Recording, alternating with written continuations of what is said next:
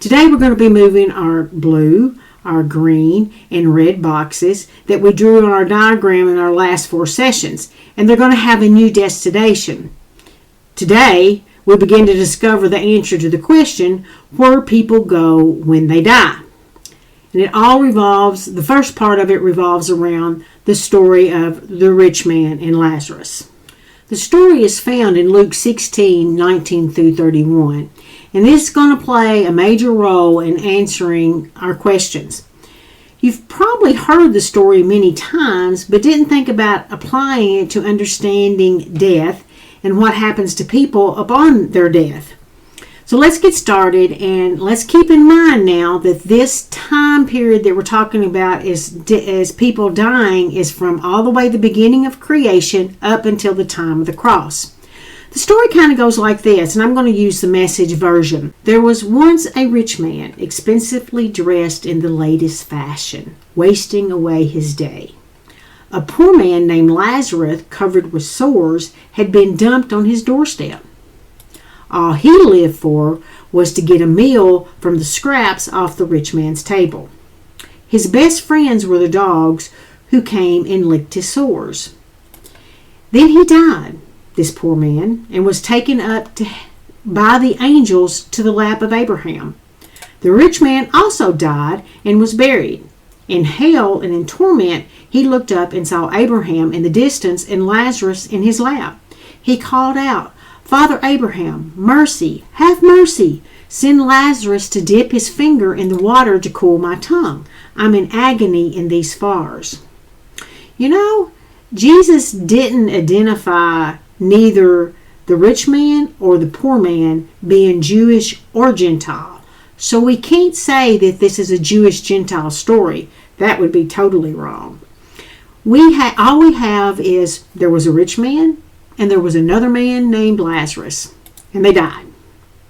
So let's pause and let's look at Luke 16:22, and I'm going to switch back to the King James Version.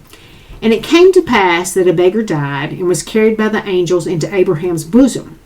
The rich man also died, and he was buried."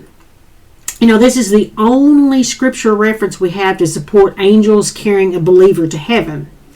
Therefore, I can't say we as believers will all have angels taking us to heaven when we die. But I can say we're taught that to be absent from the body is to be present with the Lord.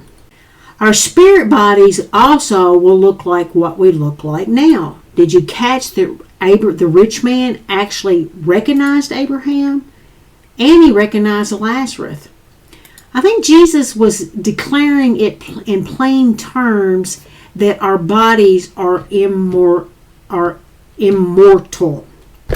The fact that after death our souls have a conscience, and there are different places for the wicked and to be and the righteous to be, both waiting for the time of their resurrections.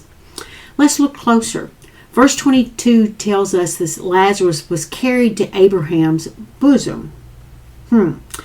This is a phrase used among the Jews to signify paradise, and paradise was located in Sheol. The rich man also died, but found himself in Hades in torment. This too was located in Sheol. You see, no one could get into heaven before the Lord's blood was shed for them on the cross. Instead, those who died before the cross went to a place the Jews called Abraham's bosom or paradise. It was a place of comfort, and it's where Lazarus went. Unbelievers went to a place of torment like the rich man. Both were in the abode of the dead.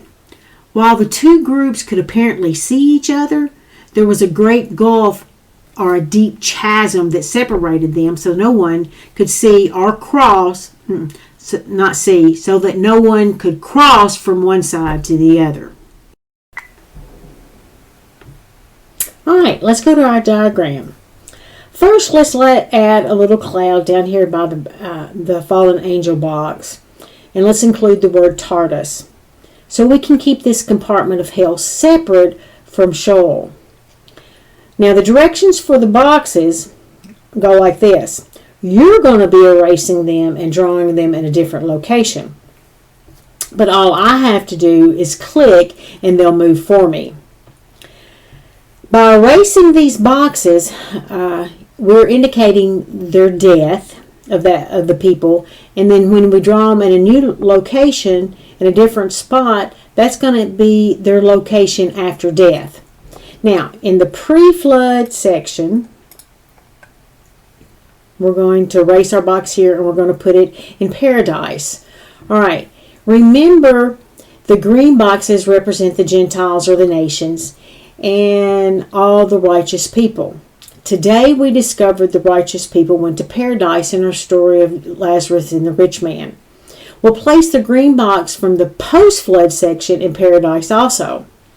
From session 3, we understood that the green boxes represented the Gentile nations, which represented the righteous people who were descendants of Shem up to Abram, with other righteous people who followed the God of Shem.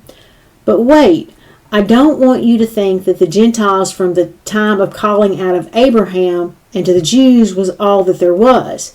This goes all the way up to Christ dying on the cross. This green box is also going to include other non-Jewish people like Rahab, who protected the spies when they visited Canaan, and Ruth, the Moabite, who married Boaz, who was later the great-grandparents of David, King Cyrus, the Mede, who freed the Jews to return to Israel, Job from the land of Uz, and let's not forget King Nebuchadnezzar. All these people worshiped the God of Shem and the Israelites. All right, so let's move our blue box. All right, we're moving the blue box from the post-flood section to paradise also. We discussed earlier in the session David, Jacob, all of these expected to go to Sheol.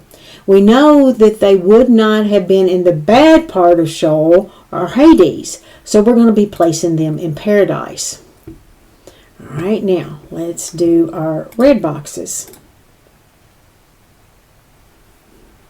We're going to draw or place our 2 red boxes in Hades and erase the other 2 boxes in the pre-flood and post-flood section.